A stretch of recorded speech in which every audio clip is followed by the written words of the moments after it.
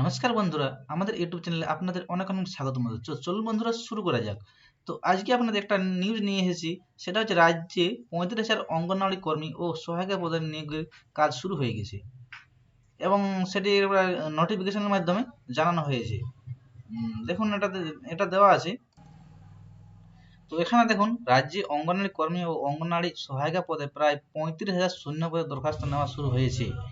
রাজ্যের নারী, শিশু ও সমাজ কল্যাণ দপ্তরের মন্ত্রী শশী পাজা জানান যে প্রতিটি জেলার জেলা শাসকের নেতৃত্বে বিশেষ কমিটি তৈরি করে নিয়োগের কাজ শুরু হয়েছে। কেন্দ্রীয় সরকার অঙ্গনওয়াড়ি কর্মী ও অঙ্গনওয়াড়ি সহায়িকা পদে শিক্ষাগত যোগ্যতা, বয়স ও বদল করা নিয়োগ করতে দেরি হয়েছে। অঙ্গনওয়াড়ি কর্মী ও অঙ্গনওয়াড়ি সহায়িকা এই দুই পদের জন্য এখন শিক্ষাগত যোগ্যতা যে কোনো শাখায় উচ্চ মাধ্যমিক পাস। এখন যে কোনো শাখায় উচ্চ মাধ্যমিক পাস হলেই অঙ্গনওয়াড়ি ও সহায়িকা যে অঙ্গনওয়াড়ি কর্মী তাদের আবেদন করা যাবে। এখানে বয়স হতে হবে 18 থেকে 35 বছরের মধ্যে। এখানে বেতন হবে পারিশ্রমিক, যেটা অঙ্গনওয়াড়ি কর্মীদের 8,350 টাকা, অঙ্গনওয়াড়ি সহায়িকা ওটা হচ্ছে অঙ্গনওয়াড়ি কর্মীদের, আর এখানে হচ্ছে অঙ্গনওয়াড়ি সহায়িকা পদের জন্য 6,300 টাকা।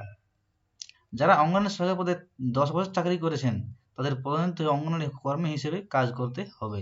এরপর দেখুন, এখানে দেওয়া আছে যে আগের নিয়ম ছিল যে কি, অঙ্গনওয়াড়ি কর্মী পদের জন্য যোগ্যতা উচ্চ মাধ্যমিক পাস আর অঙ্গনওয়াড়ি সহায়িকা পদের জন্য ক্লাস 8 পাস। বয়স ছিল 18 থেকে 45 বছরের মধ্যে। এখানে রাজ্য সরকারের যে মন্ত্রী তিনি জানান যে রাজ্যে মোট 1,19,481টি অঙ্গনওয়াড়ি কেন্দ্র আছে এবং প্রতি কেন্দ্রে একজন করে কর্মী ও সহায়িকা থাকেন।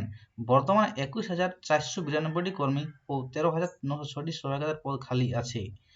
সব মিলে 35,398টি শূন্যপদ এবার পূরণ করা হবে।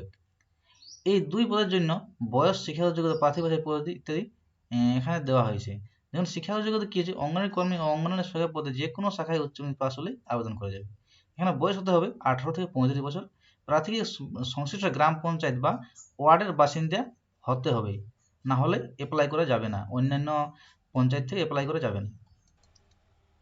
এখানে এই পদের জন্য বয়স হতে হবে 18 থেকে 35 বছরের মধ্যে। প্রাথমিক কি সংশ্লিষ্ট গ্রাম পঞ্চায়েত বা ওয়ার্ডের বাসিন্দা হতে হবে।